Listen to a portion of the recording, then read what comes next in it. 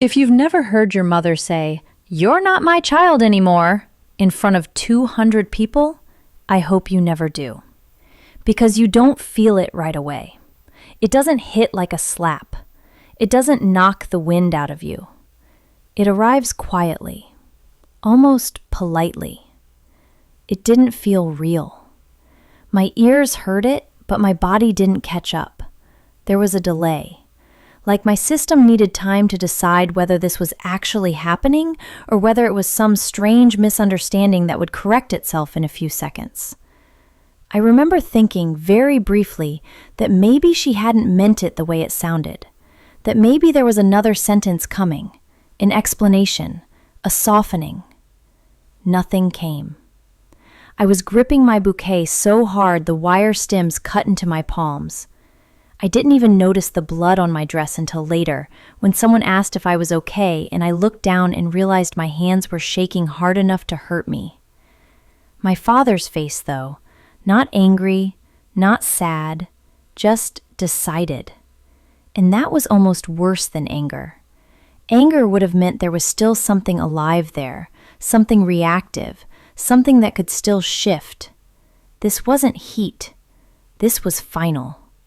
The kind of look you give a door you've already decided to close. The kind of look you wear when the conversation is already over and you're just waiting for the other person to catch up. I remember thinking in a strange, detached way that this was the same face he made when he signed paperwork, when he canceled things, when decisions were already made and no one else's feelings mattered anymore. In that moment, I knew this wasn't a threat. It was a verdict. He stepped forward in the church aisle and said, "If you do this today, don't come looking for us again." That was my wedding day. And 7 years later, my mother showed up at my door with a duct-tape suitcase and a medical bracelet. The first thing she said wasn't hello. It was, "We don't have anyone else." My name is Maya. I'm 32, and before you ask, no, my husband didn't cheat on me. He didn't abuse me. He's not a criminal. My parents disowned me because he wasn't respectable enough. No college degree, freelance artist, grew up poor in Dayton with a single mom who worked at Walmart. That's what they couldn't forgive. And they didn't just disapprove quietly. They planned to humiliate me. I know how that sounds. People like to believe parents don't do things like that on purpose, that it must have been emotional, spur of the moment, something said in anger that couldn't be taken back. But I grew up in that house. I knew the difference between an outburst and a strategy. My parents believed in leverage, in pressure, in creating moments you couldn't escape from. They believed embarrassment was corrective, that if they made it public enough, painful enough, I would fold. And part of me hates how well they knew me, because for a long time, tactics like that worked. I didn't realize that until the church. I grew up in Worthington, Ohio, a suburb outside Columbus. My parents, Tom and Elaine, did everything right. My mom was a nurse for 25 years. My dad worked logistics. Steady paycheck, steady rules, steady expectations. They believed in structure, in appearances, in doing things the correct way and trusting that the rest would sort itself out. I have a younger brother, Caleb, golden boy, could charm his way out of anything. He knew how to smooth things over, how to stay just likable enough that consequences rarely stuck to him. And then there was me. Straight A's, remembered birthdays, never made noise. In our house, love wasn't free. You earned it by being easy, by not complicating things, by not needing too much, by not asking questions that made people uncomfortable. I was very good at being easy. Being easy meant anticipating moods before they arrived. It meant knowing when to stay quiet, when to smile, when to agree fast enough that it didn't turn into a discussion. It meant learning the sound of footsteps in the hallway and adjusting your tone before the door even opened. I learned early that conflict wasn't something you survived. It was something you avoided. I learned how to make myself smaller without anyone asking me to. I learned that being loved felt a lot like being approved of. And I didn't know back then that approval and love are not the same thing. I just knew that when I was easy, things stayed calm. And calm felt like safety. Until Jordan. I met Jordan at the book loft in German Village. I was 24, working 2 jobs, bakery mornings, waiting tables nights, living above a Thai restaurant that made everything smell like basil, no matter how many windows I opened. He was standing on a step stool, trying to grab a James Baldwin book from the top shelf. He muttered something under his breath when he realized it was just out of reach. I smiled. He looked over, startled, like he'd been caught doing something wrong. We talked for 2 hours over burnt coffee. He painted murals. I was broke and exhausted. He said, "Yeah, same." Nobody in my family talked like that. In my family, conversations were transactional. You said the right thing. You didn't say the wrong thing. Vulnerability wasn't something we practiced. You didn't admit you were tired, or scared, or unsure. You powered through. You stayed respectable. So when Jordan said, "Yeah, same," like exhaustion was just a shared human condition and not a personal failure, it felt dangerous, comfortable, like a language I wasn't supposed to know. The longer we dated, the more my parents acted like I was keeping a disease in the house, like loving him was something I needed to disinfect from my life before it spread. We were messy at first. He'd disappear for a day, then show up like nothing happened, paint under his nails, tired eyes, still smiling. I liked that he didn't apologize for being human.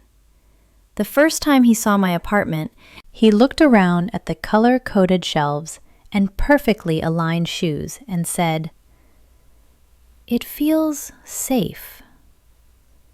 Then he looked at me, really looked at me, like he could see straight through the neatness, and added, "You don't have to earn that with perfection." I didn't know how to respond to that, so I kissed him instead. We'd been together 2 years before I told my parents his full name. Not because he had secrets, because I knew they'd reject him. Jordan grew up poor. His dad wasn't around. He slept on couches, worked construction, taught himself to paint watching YouTube at 2 a.m. To me, that was survival. To my parents, that was failure. I thought, stupidly, if they just met him, they'd see what I saw. That's when I learned my parents didn't evaluate people as humans. They looked at him like a liability. I didn't have the words for it then, but I understand it now. They weren't afraid he would hurt me. They were afraid he wouldn't protect the image they had built around me. He represented unpredictability. And to people who mistake control for safety, unpredictability feels like danger. Loving him meant stepping outside the system they trusted, and they couldn't forgive that. The first dinner was a disaster dressed up as politeness. My mom opened the door with her company smile already on. She scanned Jordan from his shoes to his hoodie to his hands, like she was checking for something she didn't want to find. "And you must be Jordan Hicks, ma'am." My dad appeared behind her, watching like a referee waiting for a foul. Dinner was Kroger roast chicken, the kind we always had growing up when things needed to look normal. My brother wasn't there. He texted, "Can't make it. Good luck, LOL." At first it was fine. Then my dad leaned back and said, "So, muralist. That's like graffiti?" Jordan stayed calm. "More like public art, commissioned work." My dad nodded slowly. "And that pays the bills?" The air shifted. "It does. I also teach workshops." My dad set his fork down. "Do you have health insurance?" Jordan's jaw tightened slightly. "I have a marketplace plan." My dad made a small, dismissive sound, like that answered everything. Then came the interrogation. Long-term plans, kids, savings. Jordan answered every question, patient, clear. My dad got quieter with each answer. Finally, he said, so calmly it scared me, "Maya's always had potential. We pictured her with someone who could match that." I froze. My mom said softly, "Tom." "I'm not saying you're a bad person, Jordan," my dad continued, "but love isn't enough. Stability matters more." Jordan nodded once. "Love's not enough, but it matters." And I saw it. They weren't evaluating Jordan as a person.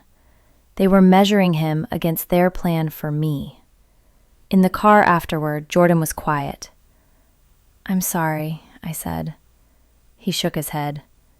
"Don't apologize for them." Then he said something that shook me. "I don't think I can win with them." And part of me was angry at him. Like, why wasn't he trying harder? I didn't say it, but he felt it. That guilt stayed with me longer than I like to admit. Because I wasn't just asking Jordan to stand up to my parents. I was secretly hoping he'd somehow earn their approval for me. I hadn't fully untangled myself yet. I was still trying to keep everyone happy, even when their happiness came at his expense. Loving someone when you're still loyal to the people who hurt you is a complicated, ugly thing. And I didn't realize how much work I still had to do. 4 months later, Jordan proposed. We were eating takeout, watching Jeopardy. He pulled out a simple ring, vintage looking. "Maya," he said, "I don't have a perfect plan, but I promise I'll show up. Every day, if you'll let me." My first thought, and I hate that this is true, was, what will my parents say? Then I looked at Jordan, and I said yes. For 10 minutes, it felt like a movie. Then I called my parents. Sunday after church, my mom answered, cheerful, "Jordan proposed. I said yes." Not surprise, recalculation. "Oh, wow." My dad came on the line. "You're engaged to Jordan Hicks." "Yes." "And you think this is wise?" "I think it's love." He exhaled. "You're an adult. You can do what you want, but actions have consequences." "What does that mean?" "It means we're not going to pretend this is the future we wanted." Ice filled my chest. "You don't even know him." "We saw enough." My mom came back on, voice strained. "We just want you to be happy." Translation, our way. "I am happy." "We'll pray about it." After that, it was mostly one-word texts. Then my mom sent me a link to a premarital counseling program with the message, "Maybe they can talk sense into you." I stared at that text for 10 minutes. Jordan saw my face. "What?" I showed him. He didn't say anything, just squeezed my hand. When I told them the wedding date, October 14th, my dad said, "We'll see." But Jordan and I kept going. We booked St. Mark's downtown. His friends helped. My coworkers baked cupcakes. It wasn't the wedding I'd imagined, but it was ours. 2 weeks before, my brother texted, "Mom and Dad aren't coming. They said if you go through with it, they're done." I called him. No answer. I called my parents. Voicemail. Jordan found me on the bathroom floor. He didn't say it would be okay. He just sat with me. Then the night before the wedding, my mom texted, "We're coming. Need to talk before the ceremony." I let myself hope. Biggest mistake of my life. The morning of the wedding, I woke up before my alarm. My bridesmaids came early. Tasha curled my hair while I stared at my reflection. Then my phone buzzed. "We're here. Need to talk before you walk." At the church, everything smelled like lilies. Jordan's side was loud. Artists, teachers. My side was smaller. Co-workers, distant cousins. I stood in the back room when the door opened. My parents walked in. My mom's eyes landed on me. For half a second, something human flickered. Then it hardened. "Maya, we need to talk." "Now?"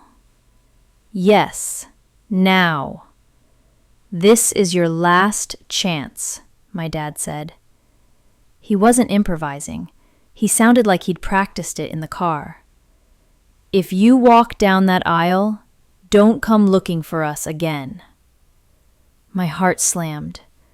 I looked at my mom, desperate. Nothing. "If you do this," she said, "you're choosing him over your family." Something snapped. "I'm not choosing him over you. I'm choosing my life." My dad's face went flat. "Then you're not our daughter anymore." The room tilted. They walked out. I stood there waiting for something else to happen, for them to come back, for someone to say it was a misunderstanding. But nothing happened. No screaming, no collapse, just this quiet pressure in my chest, like my lungs didn't quite know how much air they were allowed to take anymore. The music started. 30 seconds to decide. I walked down the aisle. When I reached Jordan, he took my hands and said, "Look at me. I'm here." That was enough. The years after were hard. Quiet hard. Quiet hard doesn't look dramatic from the outside. It looks like functioning, like showing up to work, paying bills, smiling when people ask about your family. It's the kind of hard where nothing explodes, but something is always aching. It's the absence that sneaks up on you during holidays, doctor appointments, random Tuesdays, when something good or terrible happens and you realize who you can't call. That kind of loss doesn't announce itself. It just sits with you. I mailed them a wedding photo once. It came back, returned to sender, in my father's handwriting. Eventually, life stabilized. We bought a tiny house. Jordan taped his first big paycheck to the fridge like a trophy. Then, 7 years later, my brother called. "Mom had a stroke scare. She can't live alone." "They don't have anyone else," he said. 2 weeks later, they showed up, standing on my porch, asking to stay. I said no. Saying no didn't feel powerful. It felt like standing on a fault line, like any wrong word could crack everything open again. I wasn't trying to punish them. I was trying to protect the life I'd built with shaking hands and very little support. And that line, between helping and surrendering, was thinner than I ever expected. I said I'd help, from a distance, but they weren't moving in. And I said something I shouldn't have. "You're scared because you're getting old." I saw it land. I didn't mean it like that, but I said it. I helped them find assisted living. I set boundaries. Some stuck, some didn't. It isn't forgiveness. Maybe it never will be. But it's something. And here's what I know now. Love shouldn't require you to disappear. Family shouldn't demand perfection. And sometimes the bravest thing you can do is refuse to go back to the place that broke you, even if that place is home. I still replay moments in my head, things I could have said softer, or differently, or not at all. I wonder whether boundaries always feel this heavy, or if that weight fades with time. I wonder if protecting yourself always carries a little grief with it. And I wonder how many people are walking around carrying similar choices, quietly questioning themselves long after the moment has passed. So I'll ask you, if your parents showed up after 7 years with nowhere else to go, do you let them move in? Or do you help from a distance? Because I still don't know if what I did was revenge or justice. Maybe both. Maybe neither. Maybe just survival. But I can live with that choice, and that's enough.